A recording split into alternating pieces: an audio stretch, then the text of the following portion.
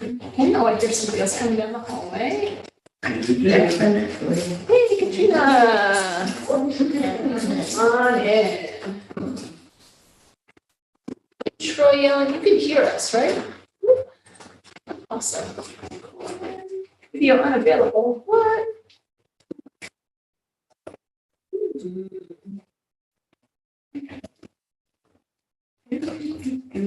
Hold on a second, y'all. Looks like my live stream. Oh, maybe it is.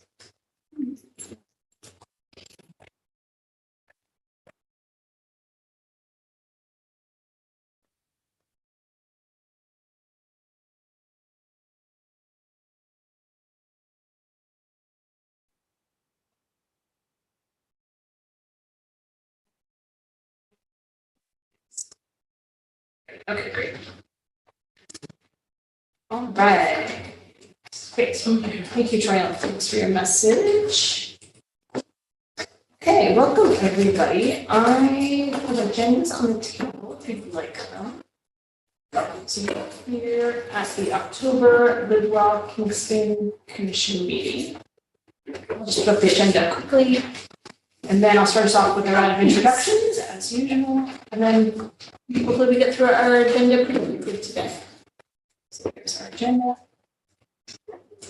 So I'll kick us off with introductions. I'm Emily Flynn. I'm the Director of Health and Wellness for the City of Kingston. She, her pronouns, and I help coordinate the Lidwell Kingston Commission.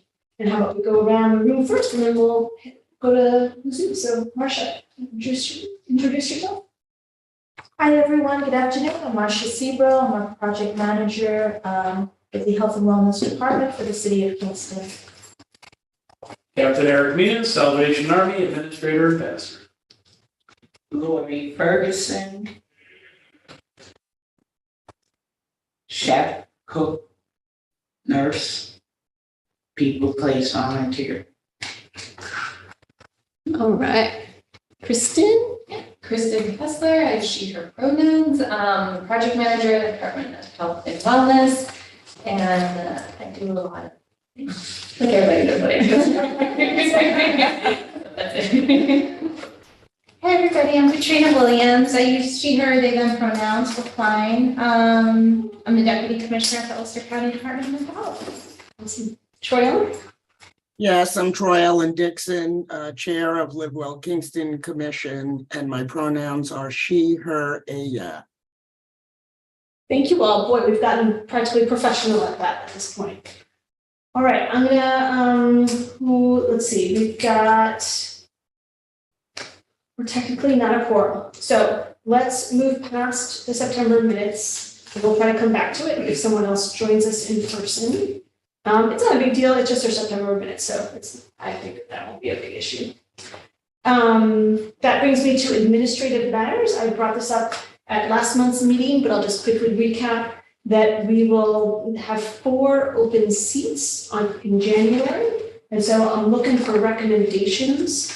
We can go through what, we can try to brainstorm that a little bit if you'd like. But you can tell me now, and I can write the names down and contact information, and I can reach out to them, or you can email me later. You can send a pigeon, you can send spokes emails, however you want to tell me some recommendations for who could join the commission. Any initial thoughts? Otherwise, I can start to just plant some seeds that right now, I think the priority for someone to join the commission would be that they are able to join us. Of course, then secondly, I would love to have someone who lives in the city of Kingston and is involved. They don't have to, they could work in the city of Kingston, or they could recreate here. Ideally, they would somehow be interested in some of the work that we do in our focus teams. So we have a pretty good representation from all the focus teams. Maybe someone from travel, well, it might be a good idea, so I can brainstorm that because that's in my world a little bit. I'd love to have a youth person, if anybody knows any younger people, that would be lovely. If anybody knows anybody who speaks Spanish or is connected to other demographics in our community, that would be lovely.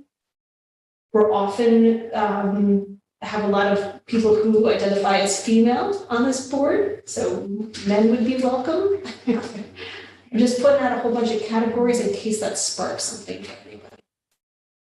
Yeah, question. Is there anything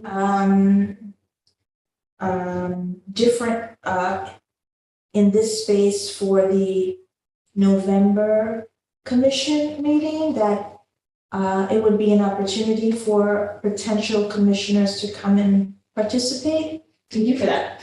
The November meeting is usually, what we've done the last couple of years is it's almost like we do a little report from each focus team. So it's a really great way to come into the Live Kingston Commission because you get a little mini update.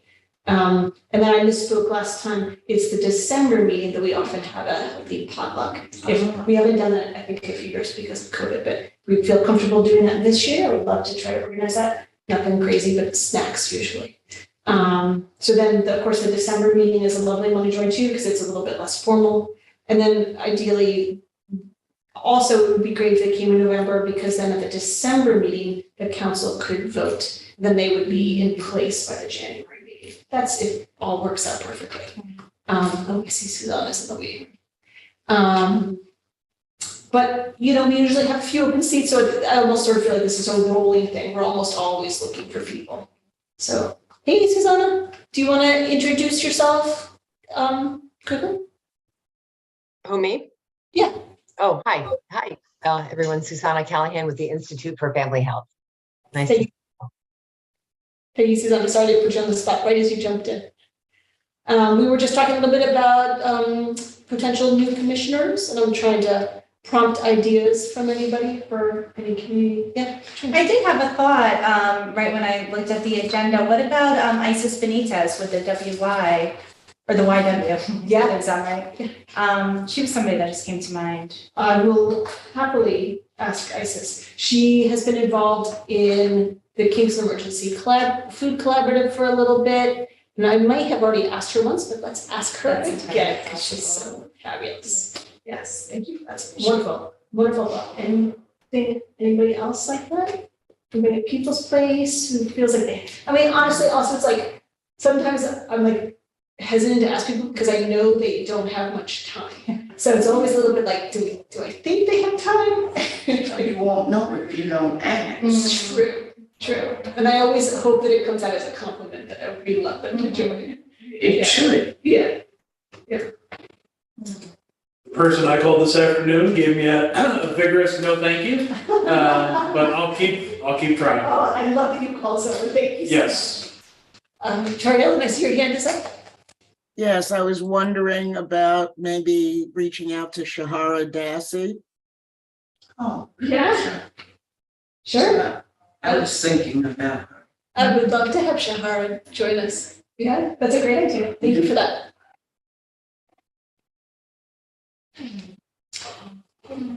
All right, so again, I hope some seeds have been planted. Let me know any other thoughts. I'm happy to reach out to those folks, meet up with them over coffee, let them know what to expect, anything like that. So, all right.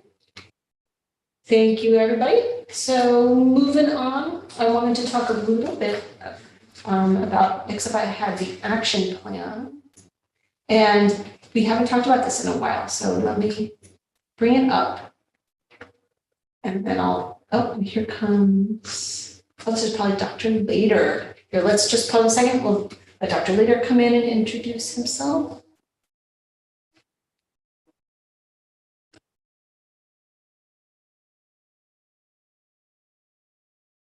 Hey, Dr. Lader, welcome. Thanks for joining us. Yes, made it. Different computer, different site. We're having some technical problems here, but hopefully you can hear me okay? We can hear you, yeah. Do you Okay. want to quickly introduce yourself? I was just about to move us on, but go ahead. Hi, Ellis Slater, cardiologist working at the Health Alliance. Thank you so much. All right. So I was just about to take us to talk a little bit about our action plan. Let me put this up on the screen. So, commissioners, if you may recall, I think the last time we might have talked about this was early in the year, it might have been February or March. And to give a little bit of context, this action plan is for this commission, and each focus team ideally has its own action plan. So we're not necessarily setting the goals for eat well, play well, travel well, but you'll see in goal 1, this commission oversees the focus teams, and so we've captured that sort of as our goal number 1 here. So, and I have a link if you ever want to dig deeper to the list of all of this meeting here. In fact, I'll open that up. Why not? So if you ever want to see, I have this document that links to all of our meeting notes. And so at each meeting, you can, see the notes of the reports for each focus team. Zoom this up. I have to move this back. So just to give a little more context, this is the 4 goals that this commission set up for the year. And now I'm bringing it up again. I'm not sure it's shut. There we go. I'm bringing it up now as a review of what we've accomplished this year. Also, we have about 2 months left. So if there's anything here that still needs to get done, now is the time to do it. So it's just a good time to just review this quickly. Any questions about the action plan before I go over the next 3 goals? Any other questions about it? I don't see any hands up. No. Okay.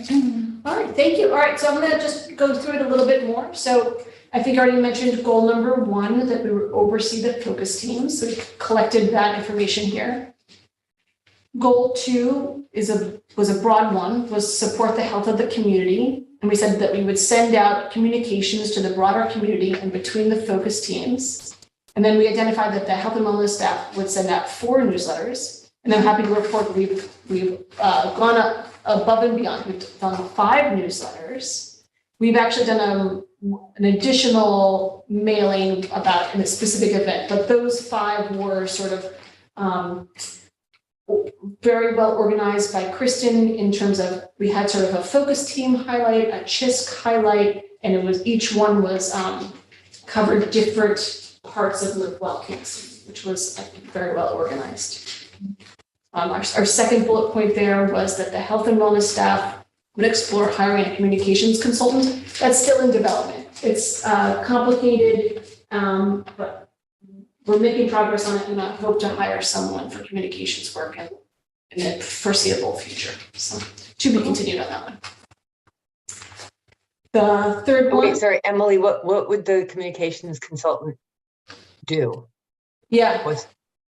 My thought right now is to have the work for the communications consultant be very simple to start us off with. So I've identified the goal of 5 social media posts a week, 1 story a week, and that's basically it for 12 weeks. And so my idea is that we had an intern over the summer for a little bit, that we might hire this intern to do that. And just as a way to sort of get the communications work out. And then if that's successful, to scale it. So I want to just start small.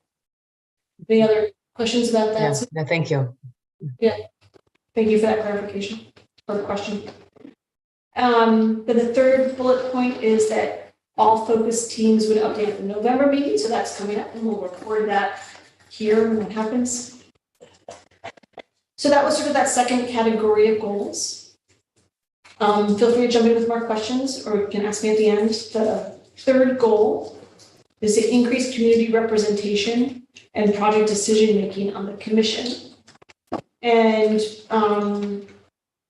we wanted to develop a stipend pilot program for Live Well Kingston participants. We haven't done that yet, but we did do a Grow Well pilot, and that's in progress. So we worked with the YMCA Farm Project to get a grant from New York State Ag and Markets. And within that grant was stipends for garden stewards. And I'm happy to say that March has been working on getting the garden stewards invoices in order and submitting that to the YMCA Farm Project. So we're hoping that if that project is successful, then that could possibly be a template for other focus teams or for other commission participation. So slowly making progress on that goal.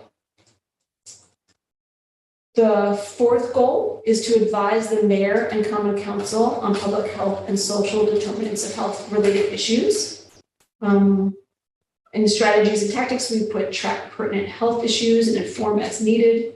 And then the objective was to sign letters of support, which we did. So this commission had many conversations about the zoning and we talked about equitable food access. So there was 2 letters of support that were sent, and we've recorded them there. So that's the 4 goals that we had identified, and here's some updates on them. Any questions about where we're at or what, any other clarifying questions like Susanna had about any of that work? Otherwise, I'll pause there. Any questions? I just had a comment, and I guess it falls into the goal number 2, the support the health of our community. I think there's a problem here, as it is almost everywhere, in terms of actual access to health care.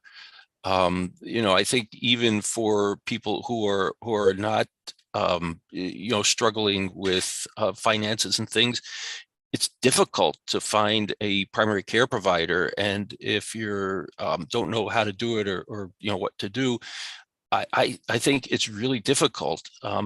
So I mean, I think somewhere in our list of strategies, we have to be looking out to make sure our underserved communities get the medical care they need. That ranges from pediatric care and general preventive health to people who are older and sicker. And one of the things that we've seen that's a real challenge is that this population is generally not reached with social media.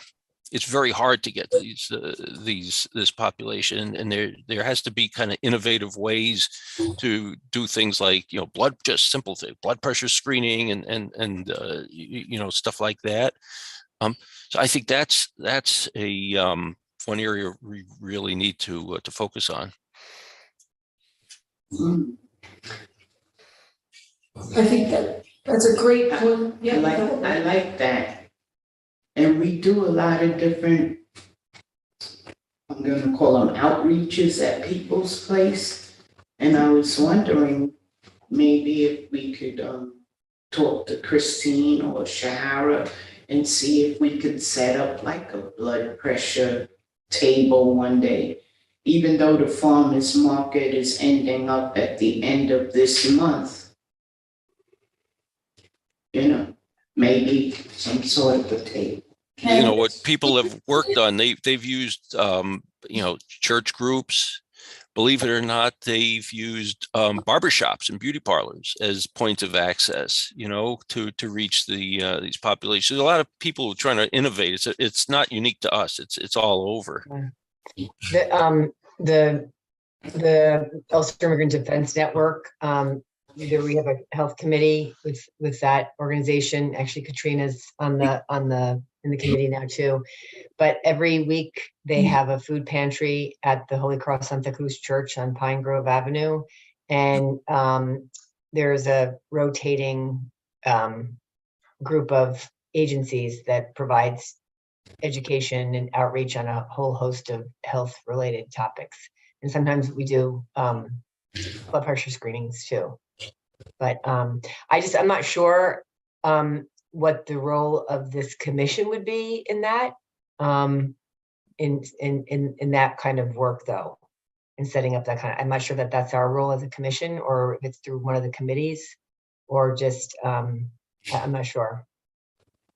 So I wanted to contribute 2 comments to that. One, a little bit to Susanna's point too. So we have Katrina here at the Heal Well Focus team. That is something that we were working on this past year, was connecting healthcare partners to community events that were already happening to provide these healthcare screenings. So I know Sun River Health went out to the Earth Fair to do some screenings, and I know I connected Susanna with a few community events and festivals that were already happening, and I believe, some folks from the Institute went out. So just to put that out there, that it is a part of the Heal Well Focus Team's action plan for 2023. So it's something that, we can continue to look at in that focus team specifically. And if there are any ideas or contributions, definitely I can send the focus team meeting to everyone. That is on the first Friday of the month at noon. And so if you want to be part of that, definitely come to it. We'll be talking about kind of like our action plan at the end of the year, and then hopefully be planning for 2024. Maybe before we get to 2024, I don't know, we'll see. That's crazy talk. But hopefully trying to, continue to do some of those items. I think the Heal Well Focus Team feels like a really solid place to be addressing that need. And then I was going to offer a second is that the American Heart Association, I know at least a year ago, they could provide blood pressure cuffs. I'm not quite sure what the exact blood pressure mechanism that they have, if it's like a wrist cuff or arm cuff, but they have cuffs as long as they can train someone on site to be able to do the screenings themselves. And so I was trying to connect them with community folks. I think I sent them to People's Place with the Wellness Empowerment Center. I think that's just a big barrier a lot of times for, at least what I've heard for community partners, is that you need to have someone on site who can do it. They don't have a person to come into each of the sites, but they can at least provide the cuff and the training. So if there's a community member, say at People's Place, then they can do that. So just put that out there as a resource. If it was something that we wanted to explore, it feels like it probably would go really well in the Heal Well Focus Team, since it is access to healthcare in that group, but just wanted to put it there. If, I like what Dr. Lake said, about reaching the older people in the community, and that they're not so much into the social media and things like that. Well, at People's Place, the wellness center is upstairs. So that's a hindrance. And that's why I mentioned about maybe setting up a table outside. It is a little bit late in the season, because it's starting to get cold to be sitting out there. But I love all of these ideas, and it's inspired me to add something like that to what I do at my church. I give healthy eating seminars, and I see that. this Saturday. Great. This is the second one here. So being a nurse, I can incorporate doing blood pressures. I was going to incorporate weights and blood pressures and BMIs later on in other segments. But,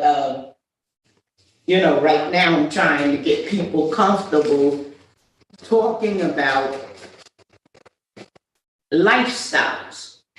Changing your lifestyle, how to eat, and that would encompass all of Live Well focus teams.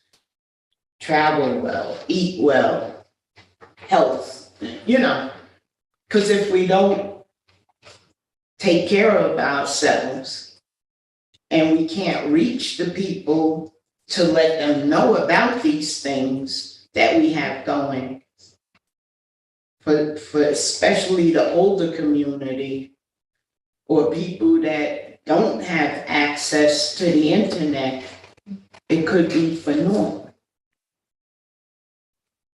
And we need to reach out and make it available. So I was invited to do the first seminar down in Newburgh at a church. So I thank whoever mentioned about doing blood pressures and doctor, and incorporating that into it.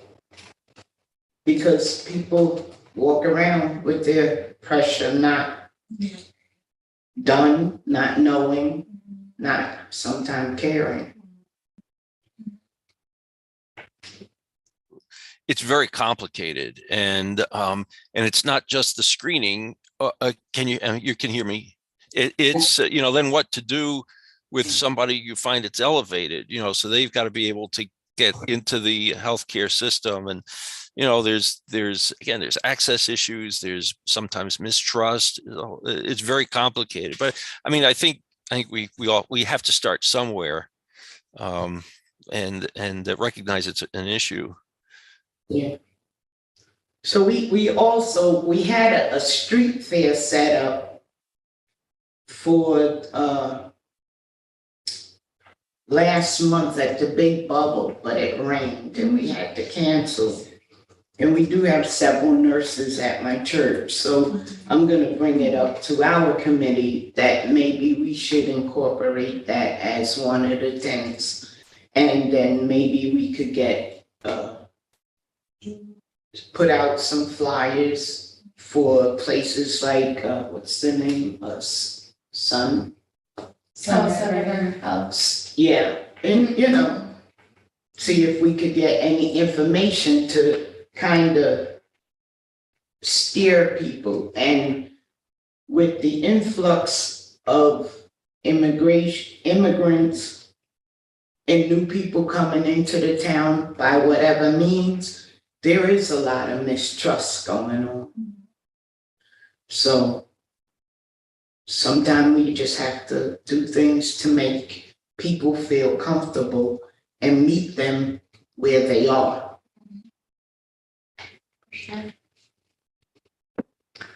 All right. Thank you, Dr. Lader, for introducing that topic. Yep, just get it on the radar, then we'll see where it goes. So yeah, I agree with Kristen. I think that we should, Dr. Lader, if you don't mind, we're going to send you an invite to our Heal Well group. And if you're able to join us, that would be lovely. Or if there's someone else, anyone in the community who might be interested, that definitely feels like the place to dig into this a little bit deeper. Okay, great. Thank you. Thank you so much.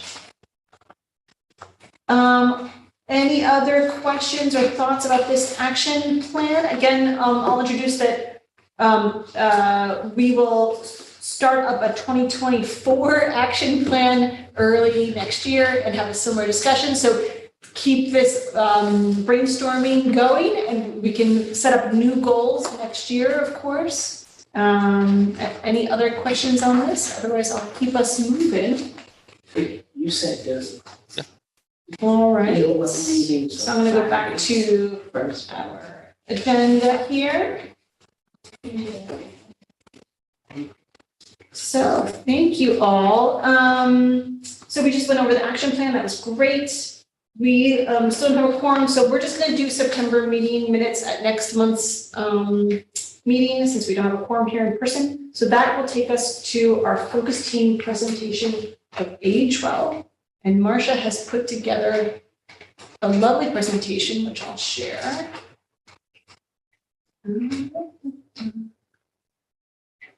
Of course, others. Marcia, take it away. Hi, everyone. I presented last month on Grow Well. Unfortunately, I could not get a representative from the Age Well focus team to join me today. We actually had our monthly meeting yesterday, as we meet the third Tuesday of the month at 2 p.m. And also today was the annual Human Services event, the trunk or treat that is led by Office for the Aging. Many of our Age Well members were out at the event, and we're all a little tired. So people declined to join me today. Okay, so let's move through this. Thank you, Emily. Just to go over the Age Well mission, as every focus team has its own mission, to create a supportive environment that promotes active aging for seniors.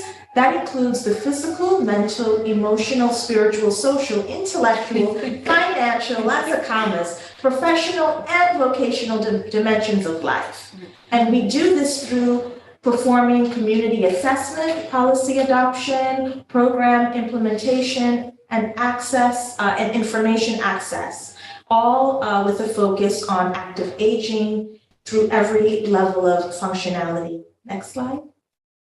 Okay, so who are we? Here's a picture of us from over the fall. No, I believe it was last winter.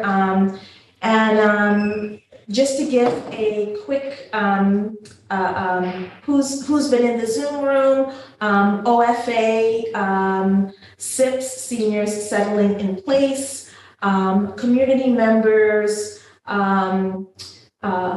Jewish Family Services, and also in this work, not represented in this room, but who informs the work of Age Well are members of this Kingston community who work, play, and recreate here in the city. Next slide. So here is a graph of the goals that have been on our action plans for the last 4 years. I know that there is a year missing. That was a year that we did not have a new action plan. It was also over the time of COVID. And as you can see from this color graph, the 2 goals of having an engaged and active focus team. As we know, this work, it's an ongoing challenge, as we see even here at this level for commissioners, but to keep an active and engaged team is paramount to this work, and also just a challenge. I think it's just a part of this work, right? Because most of us are paid for our time to be in these spaces. So asking people to be a part of this, that can be challenging, but we know that it's very valuable to informing what we do. So for this evening's presentation, I want to highlight a few of these goals. I'm going to touch briefly on transportation, access to technology, and active aging. I'm going to stop right here. Are there any questions so far? Please let me know if I'm going to. I just want to say I love this slide. I think it's so cool the way that you're tracking the goals and sort of how things are trending in terms of priority areas. I've never seen anything like this. I think it's great. Wow, thanks. All right. So the Cyber Seniors program out of Age Well was extremely successful. And if you go to our Live Well Kingston web pages, you'll see like on the landing page, many photos that timestamp this project that was done, led by Elaine. And what it did was it was intergenerational, bringing youth and seniors into a space where seniors were learning on social media. And so, there's a reason why this has been on the action plans for the last 4 years, and why it will continue to be on our action plan. As we all know, what was highlighted in COVID, it's not just access to broadband and technology, but also computer literacy, right? So for folks who were did not have access or were computer literate, it really increased isolation. And so the Office of the Aging over on Albany Avenue has since the time of COVID increased their offerings.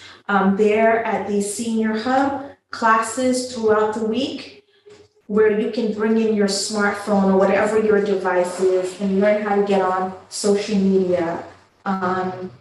They also have programs for anyone can donate their used equipment where it's sent to another organization up in Schenectady, is wiped clean and brought back like to Kingston. So if you have any old computer at home, that can be of use, to please take it to the Office of the Aging. You can drop it off without an appointment. Do you mind if I just mention? Yes. The Cyber Senior Program was really remarkable in that it matched up high school honors students with residents at Yasmin and Governor Clinton. Unfortunately, this program is pretty much paused right now. We sort of lost our connection with the Honor Society at the high school, and Yasmin and Governor Clinton are much harder to access now. Oh. So unfortunately, this version of it is no longer right now. But I think what Marcia's pointing out is that it's still a long-term goal. And in fact, the Office for the Aging has really stepped up their offering. So in some ways, there's other programs. But I just want to point out that this was a lovely moment in time here where these high school students were meeting with the residents of Yasmin and Governor.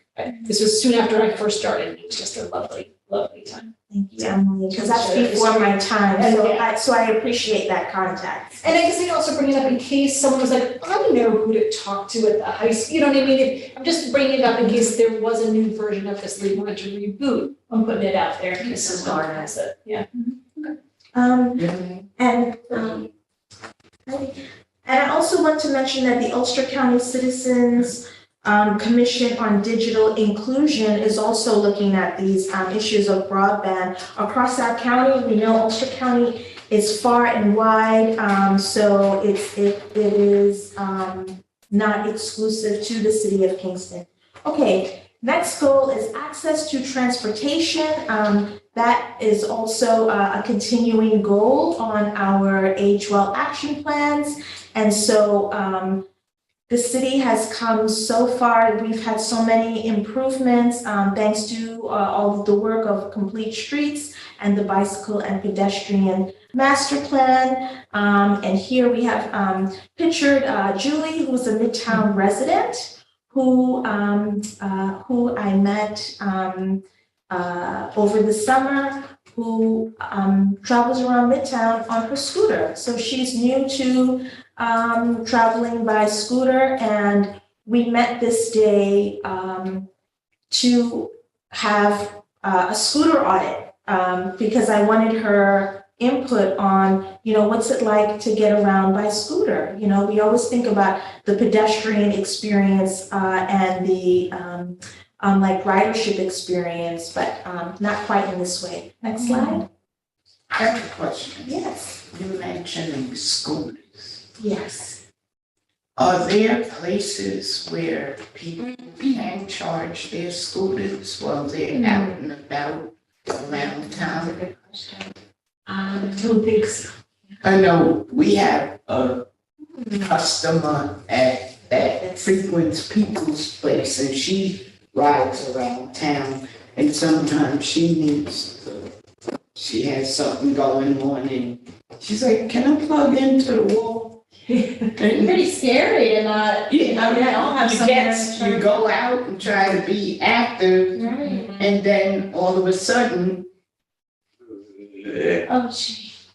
who do you call? How do you get home? If you need a scooter, you can't push it home. Right. So it's just something to throw out there, but. Thank you for that. See, these are things, right? Talk about lived experience. I don't think about that. Yeah. I'm like, oh, well, like before you leave, you're gonna have it charged. Julie did show me all of the components of her device, and we talked about using public transportation and not being able to do a big grocery shopping because you're not able to put a lot of food into the basket. This is a conversation that Kristen and I had. So what ends up happening is that she says that she ends up spending more money on groceries because she has to buy the higher unit price for items because she's got to think about what she can carry in her cart. So she's like, I can't get a 12-pack roll of toilet paper, just to give a simple example. Right. So these are the kinds of things that I see more and more our neighbors in Midtown using the bike lanes, like with their motorized like devices. So in these slides, I'll talk a little bit about what we're working on and just give an overview of what we've been learning in Agewell as a part of this work. So like we know that transportation is huge, right? So it's our county and bus systems have merged. It's certainly not something that any one focus team can tackle on its own. That the approach is like systemic. And so what folks in Agewell are saying is that they'd like to see increased time to cross the street on Broadway, that they count down, that folks need more time, and that it's not just exclusive to persons who may have a disability, but also people pushing strollers and carrying little ones, so maybe slow walkers with their little feet. That the bus stations are not clearly marked. I would also say to that in regards to the transportation experience, I have only heard positive things about riders' experience calling UCAT and really getting customized help on what, they'll ask you where you're going, they'll tell you what time the bus is coming, where to stand and so forth. So we really have excellent customer service. I always say it's not customer service until someone answers the phone. But getting feedback that the phone experience with UCAT is positive also reinforces that not everyone is using the app. And this even came up in our Agewell meeting yesterday. A possible project for us next year is to do some education about how to use the app, because now you can just see where the bus is coming. You may not be sure where to stand for to get it, but our buses, you can flag them down and they'll stop. All the more reason, don't speed on Broadway because the bus might stop in front of you. Take your time. Someone's hailing that, like an old school taxi. Another thing that was brought to my attention, when Julie and I did this audit was that she says, yeah, I see that some sidewalks have been improved and also the bump outs at the curbs, but that property owners don't always trim their bioswales and trees and shrubs so that the width of her scooter, she's not, even if the sidewalk is complete, she can't get around the forest that we have. Yeah, I experienced that. That on wheels, I said, oh, I have to go home and make sure that my that my brush is trimmed on the side of my house. I was like, oh no, who am I, preventing? And of course, it's not something that, I will leave, I won't go there about what the city can enforce, but just something that we're not thinking about. We're like, yeah, the sidewalk, it's easy accessible, but there are other things that maybe are not a part of those design plans.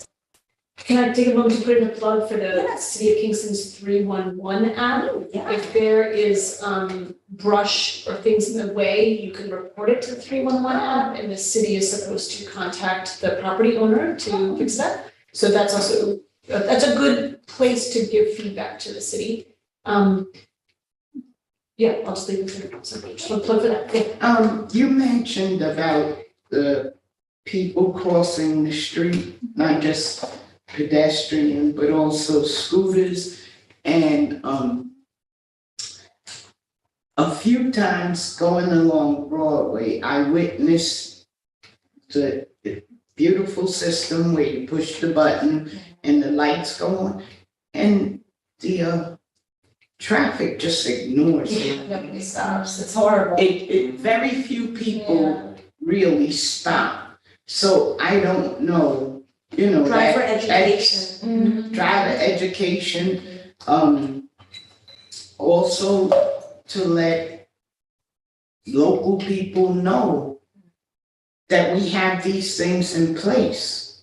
Sure. And maybe people would catch on and it'll become a new, better trend that when they see it, like a stop sign for the school bus, maybe some enforcement, I don't know, maybe a little blurb on I'll let Emily handle Yeah. Channel 6 News or something like that to remind people that we do have these safety things in place.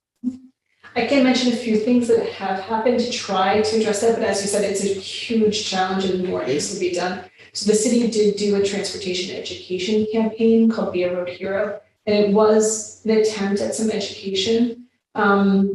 But it was a finite project. And so I hope that the common council will consider doing more education. We also are working with the county traffic safety advisory council to help us on messaging. So there was a lot of different thoughts and feelings about that. Do you about that? Yeah, no, it was about being a road hero, and I had you can keep going. Okay. I wanted to say something about it was keep going. Okay. I just had more coffee. Okay. Hold on. And with enforcement so by the way, the Complete Streets Advisory Council, a lot of the conversations about this are happening right now. I invite anyone to please join us at the Complete Streets. There's lots of discussion, lots of things that are being brought up and lots of different ideas. I've heard the feedback for enforcement that the police department is understaffed and that they are having trouble. Sounds like they are able to hire, but then they have trouble retaining officers, and that it's hard to have people do education when each officer is needed for enforcement in the city.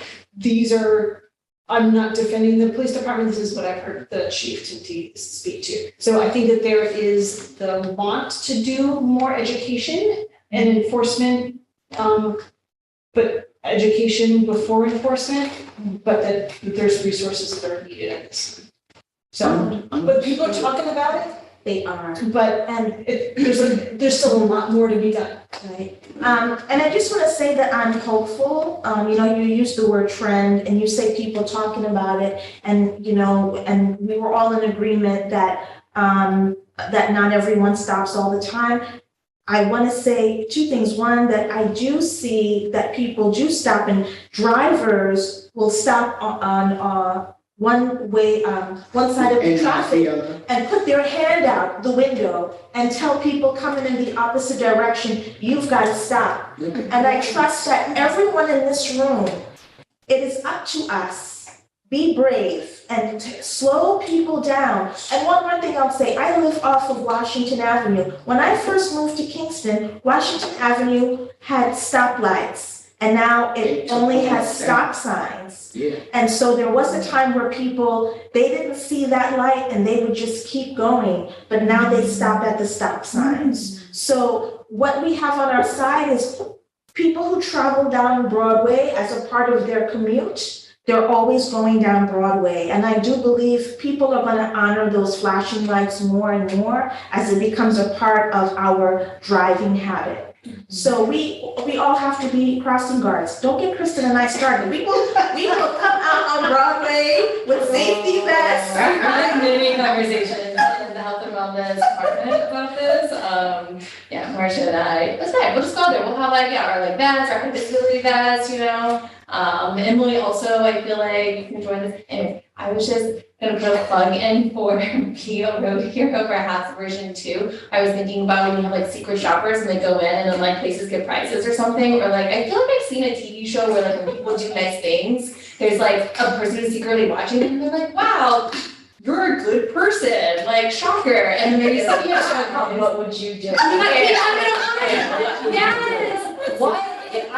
It's still on. Okay, I was what if when people are stopped for the pedestrians, we have this thing randomly people get chosen and then they get prizes or something. I feel here's a Stewart's gas card.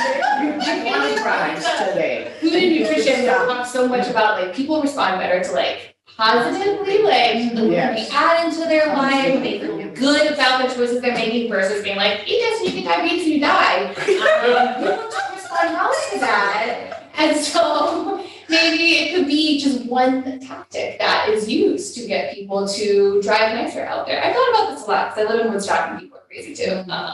We could incentivize and celebrate the slow drivers like myself. Sorry, I just got so excited. I see that Troy Allen put some stuff in the chat. Troy Allen, do you want to chime in? Oh, you can just read it. Sure. Troy Allen said on Clinton Ave, because of heaves in the bluestone, all scooter users are in the road. And Troy Allen says, I've signaled to stop traffic and I've nearly been rear-ended several times when I come to a stop at the flashing lights. Yeah, that's a problem. That's real. That's real. They get mad at you and you're like, no. I don't wanna hit anybody. Right, I'd rather get rear-ended than hit a person. What is the UCAT app name? If you search UCAT, Okay, it comes up in the App Store, and I have the app, so I can tell you what is it called. terrific. It's called UCAT. Fantastic, all right. I know someone who will probably, she'll download it tonight when I tell her. So just going, I'm like along with talking about apps and maps.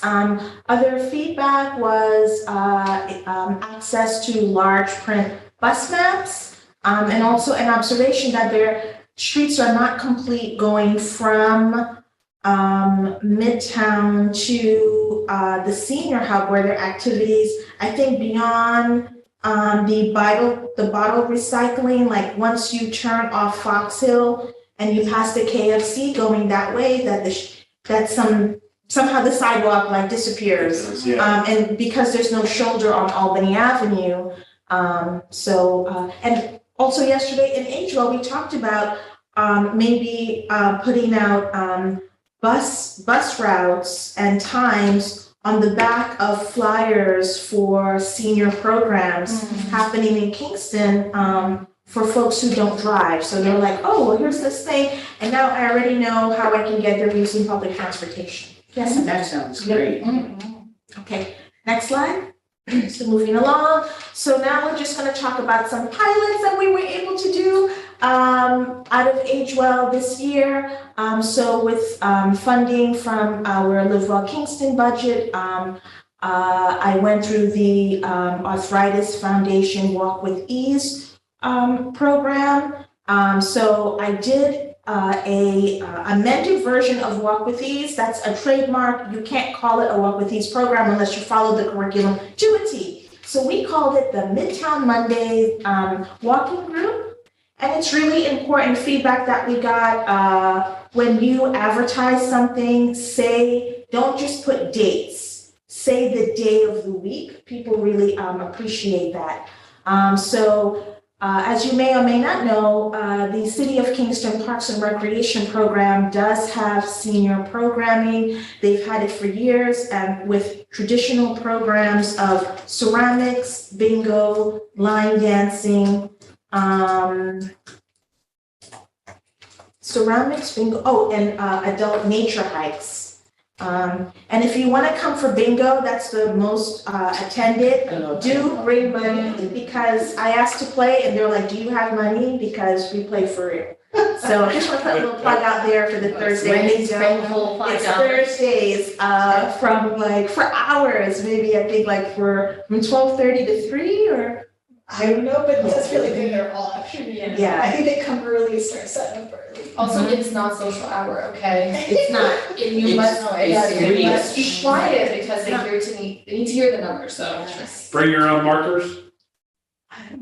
Basically, they have they got supplies. I think so, yeah. It's fantastic because this was an opportunity to try something new that we piloted. For those who have been to the Andy Murphy Neighborhood Center or live here in K-Town, this is our city's mini Madison Square Garden, in that the gym floor is used for multiple programs, different days of the week. Next slide. So the components of this, we ran it for 6 weeks. It started with education about arthritis. We had some exercise, some gentle stretching, walking. The group chose what music they wanted to listen to, and then we went for it. I did go to the Y and speak, oh my goodness. Judy. And spoke with Judy, thank you, like Judy Burns, about their Walk with Ease program. We are such great collaborative partners in the City of Kingston. There's never any competition. I said, I'm doing this. Judy what works, what's the best practice? And so Judy is running a true Walk with Ease program out of the Y. So it meets more frequently. The program is also located up a flight of stairs to get to the walking path. So one of the things about this abridged version was that there was no stairs. And we did have a walk, someone who participated, who uses poles to walk, because that was her like physical limitation. And she spoke about having access to everything that is ADA accessible. I have a question. Yes. At the Walk with Ease at the Y, do you have to be a member? Some of them are grant funded, of which case no. I just don't know off the top of my head which ones are and which ones aren't. I can say we put in for several grants to convert our 2-story elevator to a 3-story elevator, so we'll reach. I mean, who thought back in 1970s that people would want to walk around the track who, don't run? So all of our spaces we have an NPR room, a yoga, rowing studio, these little corners where you can do other exercises. And I was like, you need access to it. So I don't know, we'll cross your fingers, hopefully we'll get that grant to get the 3-story elevator.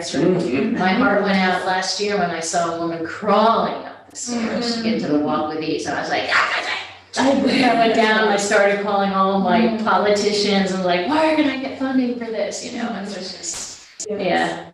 It was, so I hear you, and that's a great thing that they can do it on level. And with us, they can feed each other, so if people hear them and they want to move up, you can refer them to the That's Y. right, yeah. If Judy gets someone, she could refer them to Marcia, That doesn't necessarily, so, and there also is that opportunity, we don't necessarily have to do it at the Y if there's time and space available here too. Could be a future opportunity. Awesome. Thank you.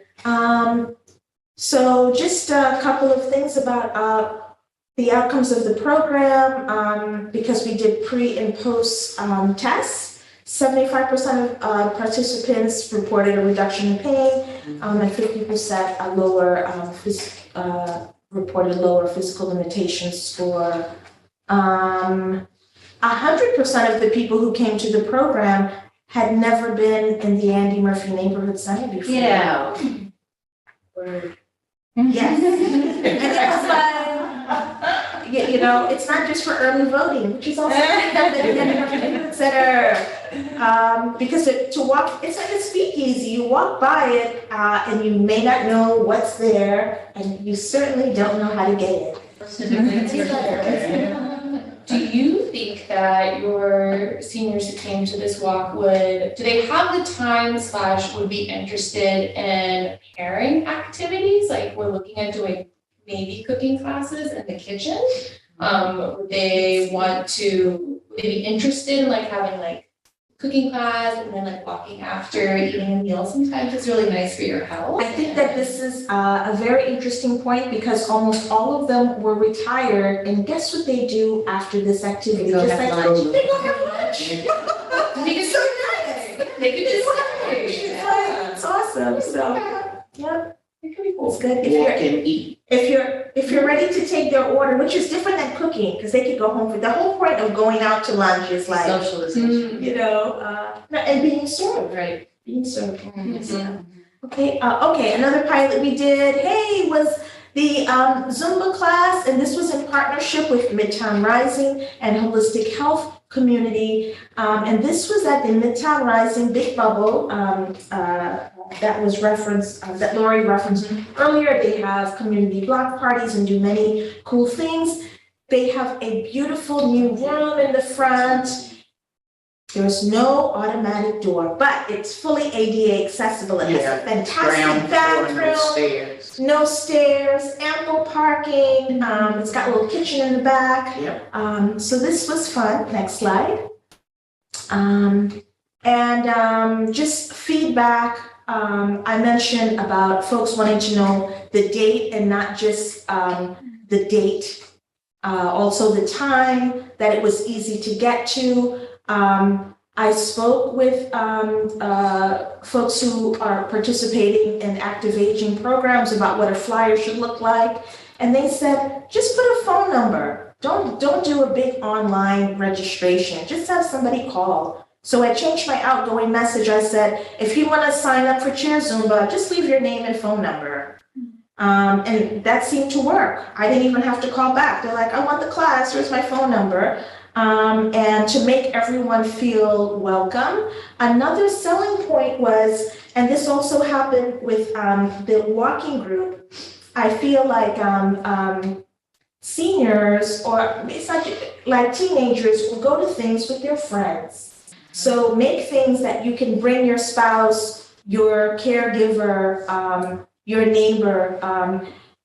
Almost everyone who came to the walking group and the Chair Zumba was accompanied by a friend, spouse, neighbor.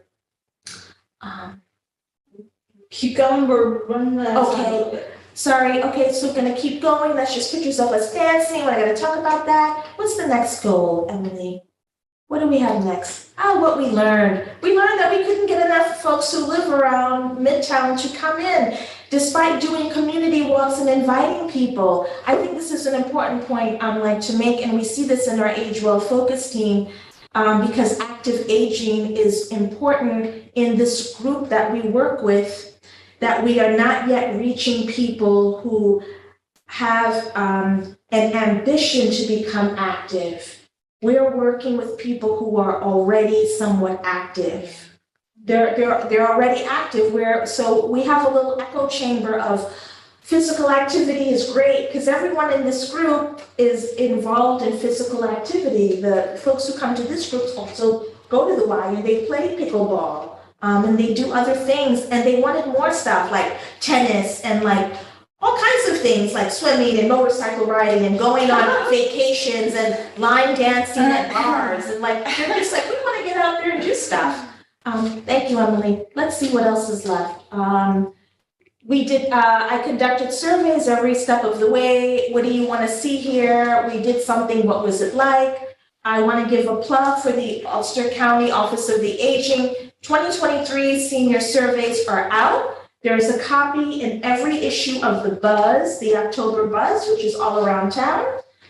Next slide. And here, I also did a community survey. I actually got some surveys done today at the OFA Trunk or Treat around active aging, age-friendly local businesses, advocacy, and resources, things that people would like to see us work on. I had them rate what is of the most importance to them. Active aging and age-friendly local businesses were high on the list, so we can look to see our focus team address those things, in addition to access to technology and transportation for 2024. Okay.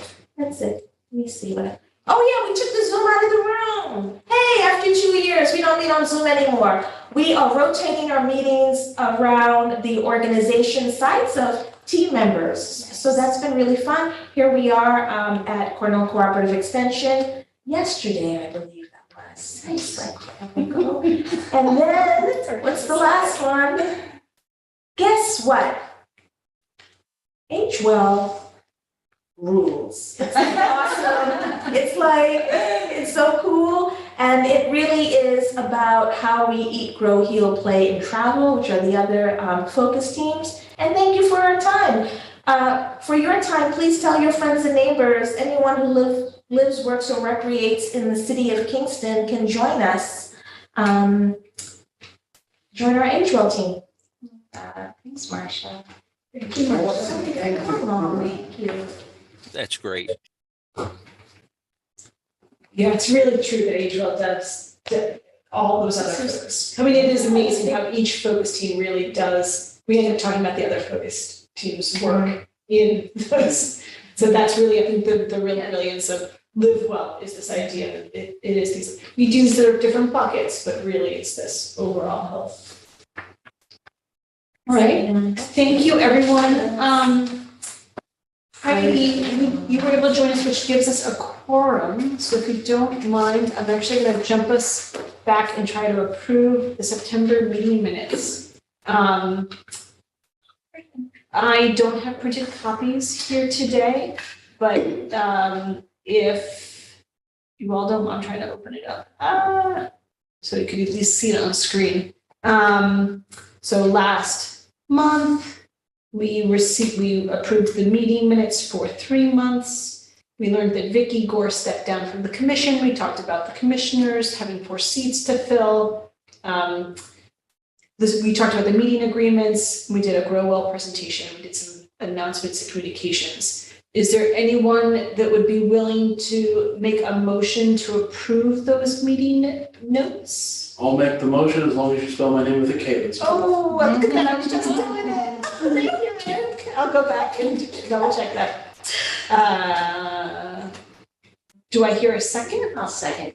Thank you, Heidi. All in favor, give me either a verbal aye, a thumbs up. Aye. Thank you. I see Susanna and Troy Ellen also. Thank you so much, everyone. That passes. Great. Okay, so that, I'm going to come back to that. That brings us to any announcements and communications. I'll kick us off quickly. I'm going to stop the share. My announcement is very quick.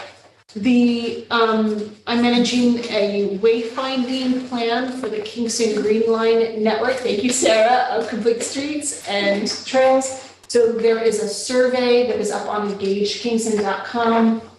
If you know any trail users or you want to be a trail user, so yeah, it doesn't have to just be trail users, anyone who might be interested, please go and fill out a survey. It asks such questions such as, do you feel that the Green Line is easy to navigate or not? And I suspect I know some of the answers already.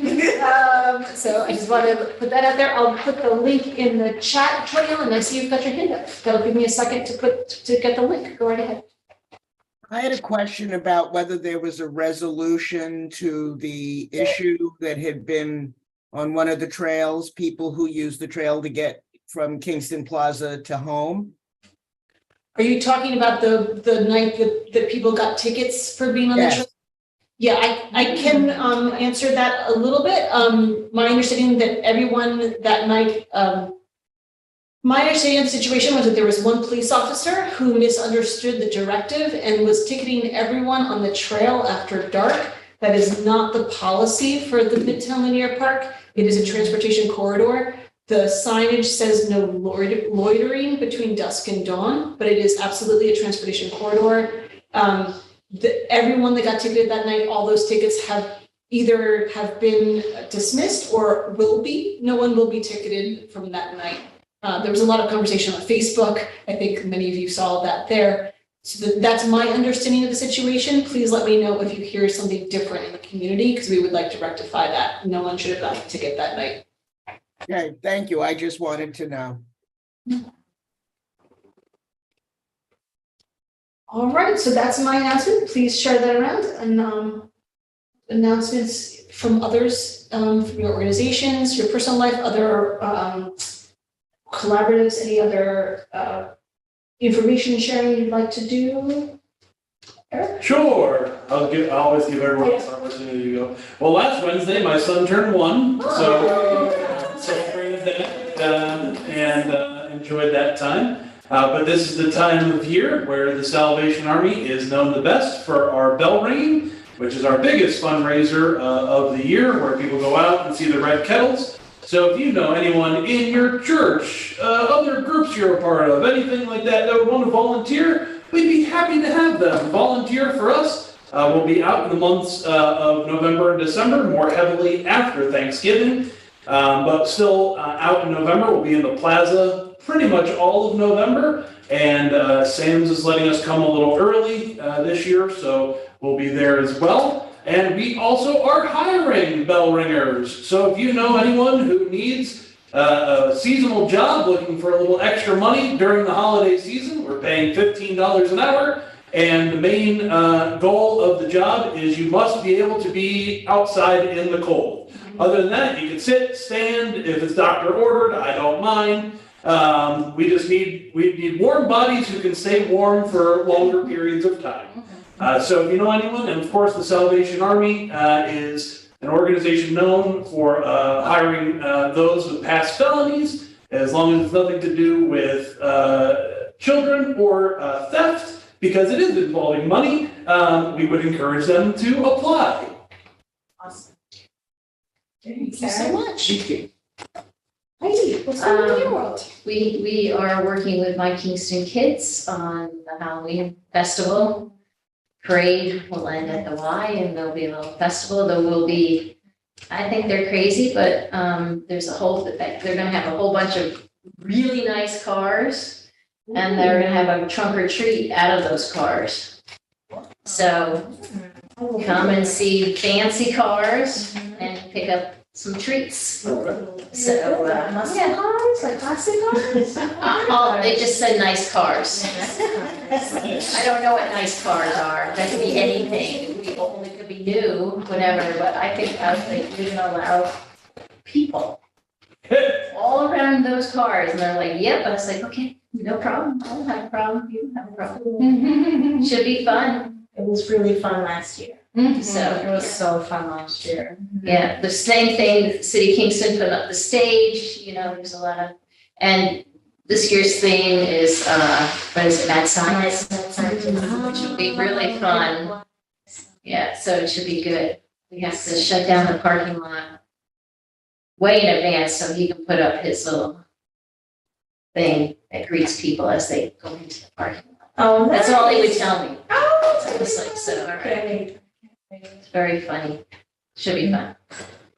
Lori, you talked a little bit about your stuff, but do you want to say announcements again? Well, I'm doing a healthy eating lifestyle seminar on this Saturday at 9:00 at the Great Commission Church, which is the same as Morning Star Church. And I'm doing it at 9 a.m. I passed it around a little earlier. And you just try to encourage people to live and think and eat a little more healthier. Nice, really nice. Thank you for that. And I do belong to a team that on the third Saturday of November, we do meals. We used to do them at the Boys and Girls Club, but I'm not 100% up to date on what's going to happen. The last meeting that I was at after we did it last year was that the mayor wanted us to do it at the Midtown Center. So I don't know if that came together or not, but we send out meals to like the warming center, to the hotels where people live that are homeless. It's a group of several churches that get together, King's Fire, River of Life, the Great Commission, and I think another church or two. And we cook the Saturday before Thanksgiving. And we send it to shelters and to some of the buildings where older people live. So I'll try to get clarification and more information and maybe forward it to you so you can put it out. Yeah, That would be great. Very nice. Kristen, anything about Kingston Eats?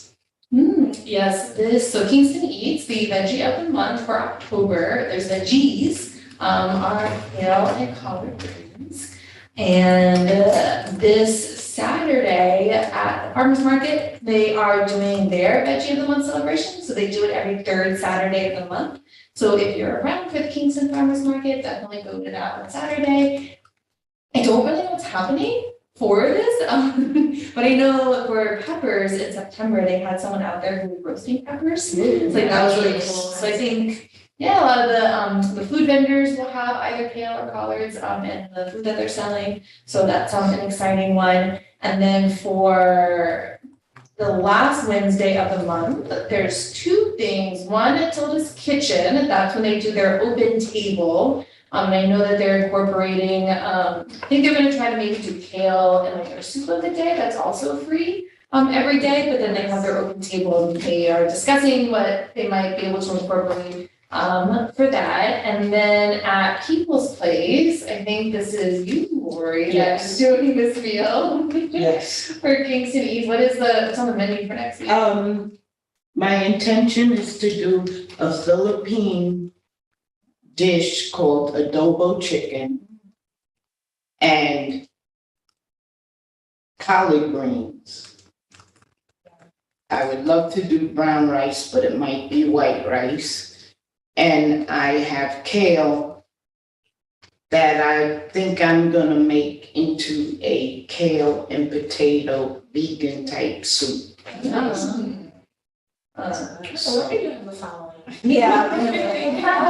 We serve that on the last Wednesday of the month from 5 to 6:30 p.m. It is free and it is on a first come basis. Last month we did almost like 160 meals in an hour and a half. Wow. And I do need volunteers to serve and clean up. Sometimes people stay and eat, but we do have to-go containers. The majority of to-go, but people are welcome to stay and eat. Yeah, so, and that sounds. So I'm gonna incorporate kale and collard greens. Thank you. It's still in the schools, mental health associations doing it. We've got it at Salvation Army for the Kingston Emergency Food Collaborative, the Creating Healthy Schools and Communities grant. I was able to partner with multiple farms to get donations for peppers and for carrots. The Hudson Valley Farm Hub, by the way, is a really good partner, and Philly's Philly's Bridge Farm Project gave us jalapenos in September. It was really cool. A lot of jalapenos. They were very excited to drop off the jalapenos. We couldn't get donations for kale and collards because they weren't really being grown at a bunch of the farms around here. So thankfully our KISS grant was able to purchase them, which was really great. So yes, we've got those going on. If you want to hear me talk about the campaign, I was on Healthy Ulster Radio with Ninette from CCE recently, and then on Let's Talk Kingston with Erica, and then I joined Freedom Walker and Beetle on yesterday, I don't know what day it is, for the Black Meta, and I was like, that was a delightful show. I laughed a lot, and we talked about Doritos a lot actually on that show. Yeah, so if you're interested, anyone, just let me know about Kingston Eats. We have 46 partners now, and I feel like it's still growing. That's awesome. Awesome. Katrina, anything in your world? No, nothing that That's funny. I'm gonna go to Zoom then. Dr. Later, you're first on my left-hand corner. Do you have any? I had, I don't know if you got any feedback from Dr. Doyle. I tried to put the two of you in touch about those bicycle racks because I think he indicated there was likely nice places. Thank you for that. You were reminding me of that email. I'll go back and reach back out to Dr. Doyle. Thank you so much for that. Okay, you're welcome. All right. Troyan, anything in your world that you'd like to announce? No, thank you. All right. Let's see, Sarah, you put a link in the chat. Would you like to mention the Fall Fest? Kingston Land Trust has their Fall Fest this weekend. It is on the Forest Sanctuary off of Grove Street. And there's going to be planting and music and lunch. So not me and loud barking Petey, if you can hear him, but there'll be a great group of folks there, some committed volunteers. We're going to get together to celebrate with some staff and board members. So if you're around, slide on by.